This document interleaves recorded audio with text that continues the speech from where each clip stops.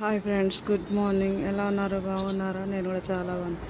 ఇవాళ మా చెట్టుకు వచ్చిన పువ్వులు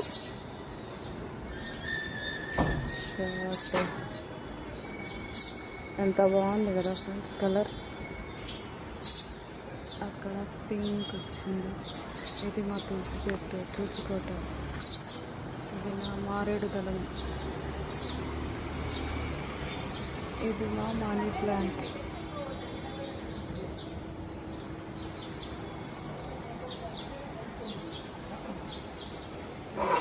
ఇది శంకు పువ్వు, అపరాజిత పువ్వు కూడా నండులు.